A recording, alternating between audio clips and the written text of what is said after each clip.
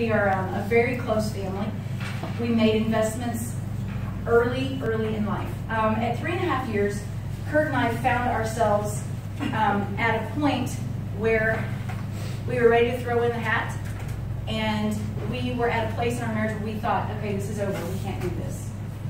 Interestingly, there was no affair, there was no drugs, there was no pornography, it was just human selfishness, just people.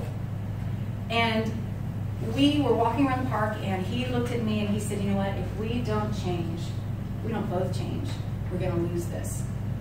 So we made a decision to, the first law is called lifting the lid, the law of the lid, that your leadership is going to be stifled or measured by your ability to lead. So let's talk about investing and lifting that lid. So in our marriage, our lid was just killing us. That selfishness was just stifling our relationship. So we went to a marriage conference and we invested in our marriage. Then we applied those principles immediately.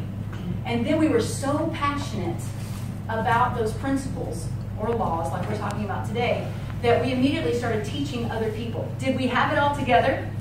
Do you think we had it all together that quickly? No. Because we had habits, right? I had that fight to win habit. Even if I was 0.01% right, the rest of it was wrong, I was going to fight until I proved my point. Do you think that was, do you like people like that who are always went up, always got the last word? Okay, I was raised with 3 brothers. I was a fight to win girl, and plus I had red hair at that time. But I had to learn a new principle. I had to learn a new law to live and filter my conversations by.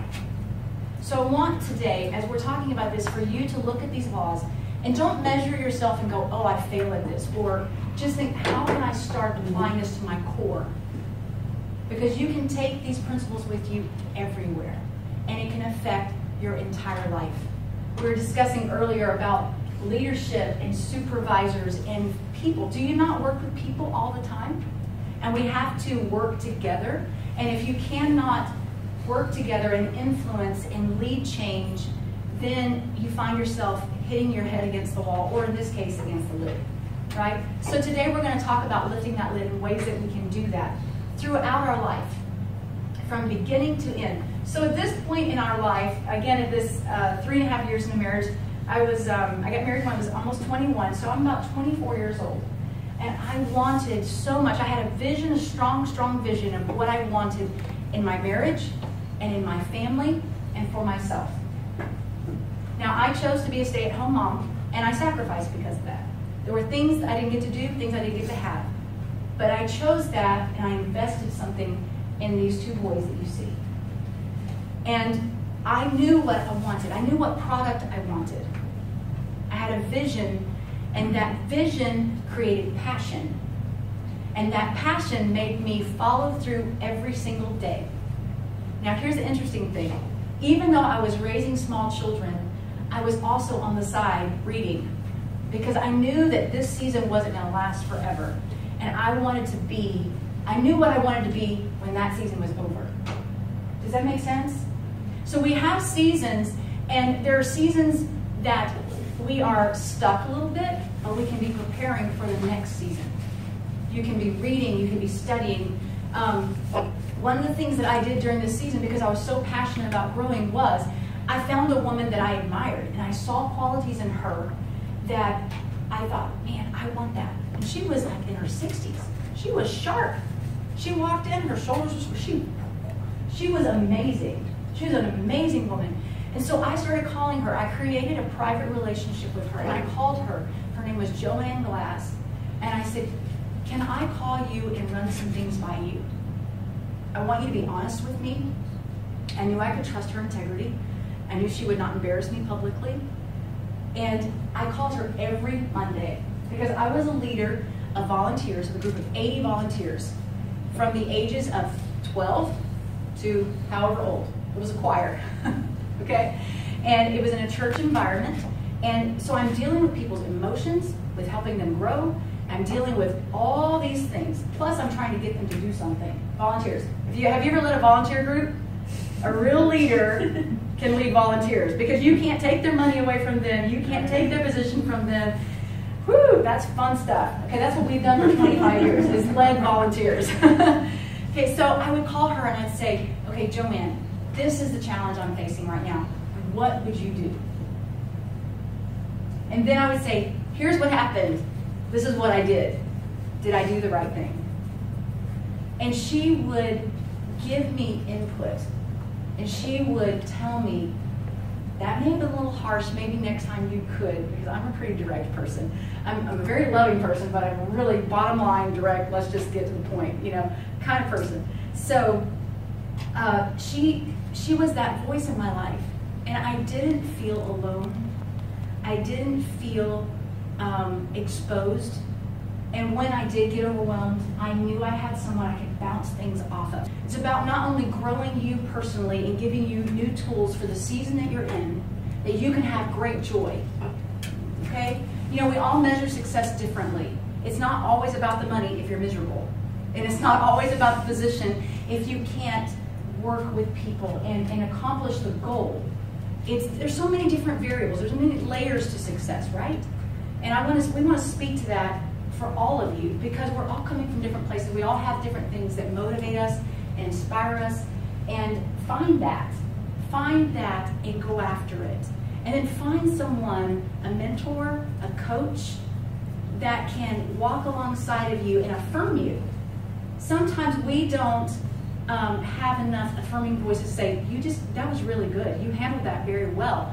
And then being vulnerable. I was thinking about this on the way here today. How many of us have had leaders in our lives, whether it's our parents, teachers,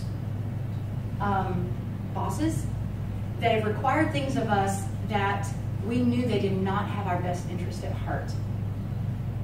And so we locked down and said, I'll never be vulnerable in that area again. I'll never trust like that again. But here's what happens, is when we lock away that emotion because we don't want it to hurt again, we also lock away gift. Because there's something in us when we take away the hardness just a little bit.